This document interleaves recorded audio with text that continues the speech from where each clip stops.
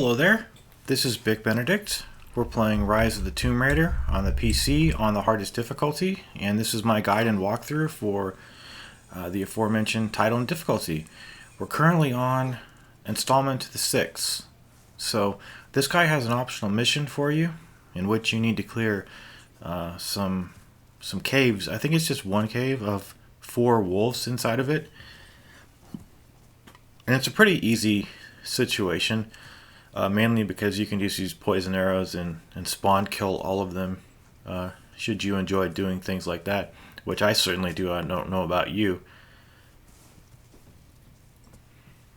But this is a pretty good time to go back, and you can actually do the Baba Yaga DLC if you like to right now, but I'm going to save that until the end and relish it.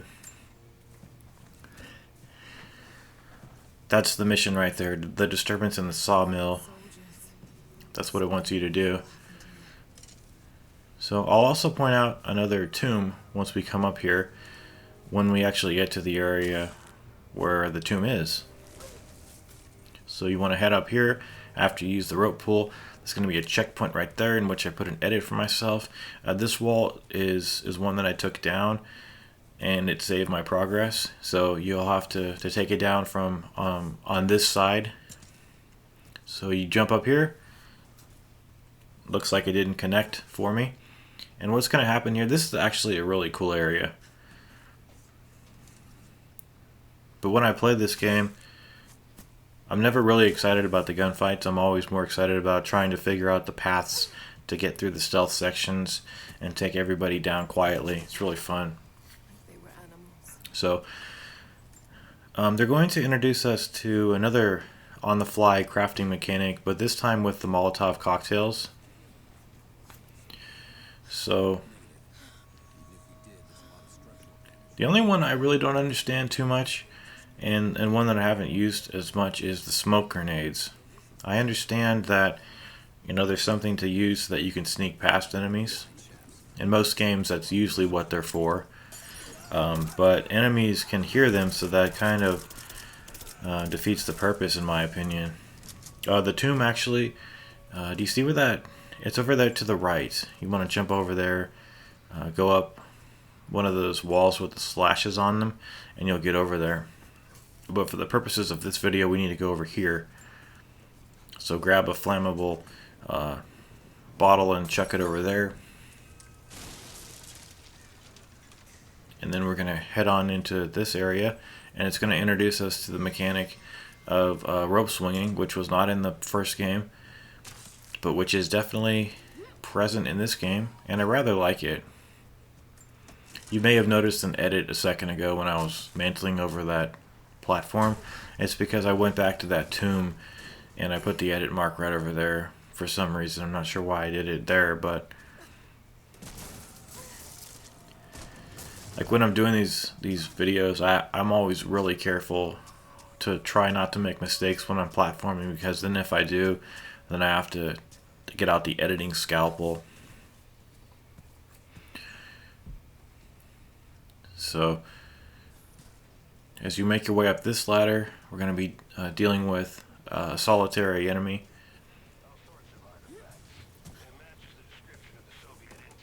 Just things like this where it's it happens quite a few times in this game where you're mantling up from a high ledge, and there's usually one guy who just basically gives you a free kill because he just gives you his back. And I think it would be a little bit more interesting maybe if there was 2 enemies there and it took a little bit more problem solving to figure out how to take them out. But this game is just, it goes for accessibility over challenge, and I think that it does itself a disservice in the process. So we're going to come over to here now, and I think this is where you can craft a smoke grenade. If not, then that jar right there does nothing. But you're going to have a couple of guys. The guys with the assault rifles in this game are usually the ones that kill you the fastest. When you kill this guy, the door's going to open. You're going to have another guy running in here.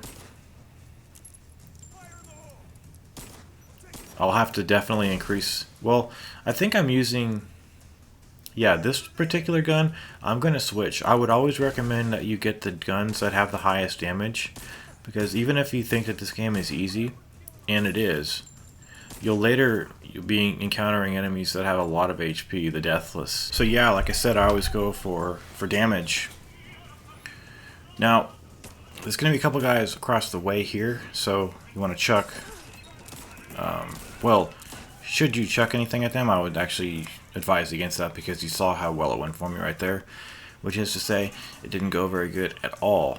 So what I would advise is using the cover trick and hitting the lamps and the exploding barrels near these enemies, and we can take them out that way and get some nice headshots.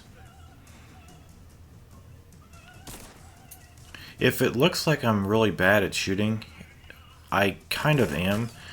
I'm always fighting against the lacking sensitivity, and I'm also, like I've been saying, adjusting to having the x-axis inverted, so it will get better. It just takes an adjustment period.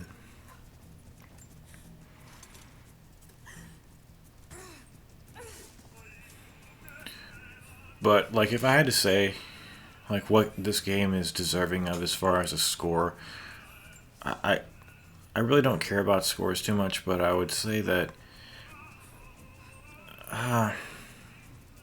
you see, the first game, the premiere of that game, it's really hard to say, because the combat in the first game was all, well, pretty much all gunfights, and it was somewhat mediocre gunfighting too. I just think that in this game, it's been given sort of an overhaul, and it feels really tepid compared to the first game. So the way that the stealth stands out to me this time around is, I think, a testament to what this game is all about, at least this iteration of it. So the first game, since it doesn't really have much stealth to it, I mean, it does. You can clear rooms with stealth, but it's not finessed like it is in this game.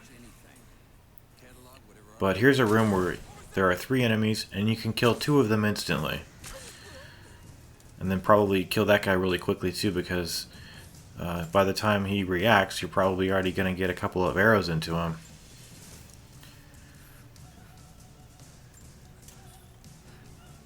So I think that the first game just had a lot of charm to me, and I like the fact that it's a really long campaign, longer than this game's campaign, to be sure. But I think, like, this game, it's about a 7. The last game, I would say, it is an 8, I would say. But I really am not one to assign scores. I think too many people are overly focused on the score of a game. You know how IGN and GameSpot and everybody, they give it a score. I suppose they kind of have to, but I also think that they do reviews that are just too short. You know, a game like this deserves about a 10-minute review, you know, to go over everything. And they'll give it like a 4-minute review. I know everybody wants a bite-sized review and everything like that. And sometimes a review can overstay its welcome. I'm sure about that, but we are going to be coming up to a different fight with 3 shield guys coming up. But if you actually study the environment, you'll see that 2 of them can be killed by shooting the red valves that are leaking above their heads. So it's actually pretty good. This particular section doesn't have much cover either, so it's quite annoying when enemies are throwing grenades at you. The grenades in this game are really annoying because they stagger you, and the hit radius when they land is kind of out of control. It's definitely... It should have taken a lesson from Uncharted. The grenades in those games are so fair, it's not even funny. It's the it's the epitome of fair. I was gonna say the antithesis, but that's the opposite. So if you come over into this corner, there's some bullets. There's a generator right there. You can hit that if you like.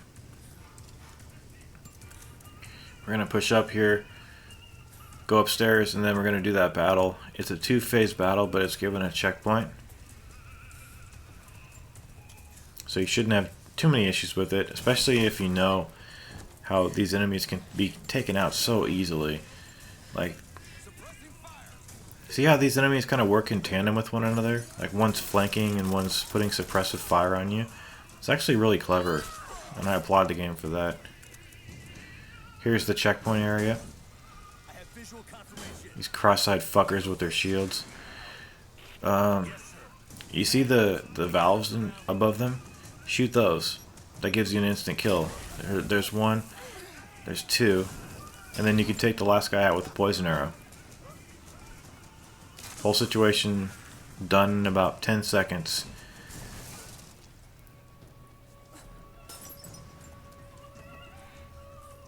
But other ways to take those guys out. You can shoot their heads, you can shoot their feet so that they fall down, and you can do a melee kill on them. You can concoct a fire grenade and throw it at them that way. There's different ways you can do it, but I think the way I showed you is it's just the most efficient, the one that uses the least amount of resources. But that's it, you guys. This has been the 6th installment. I will see you on the 7th. So, as always, remember to take care.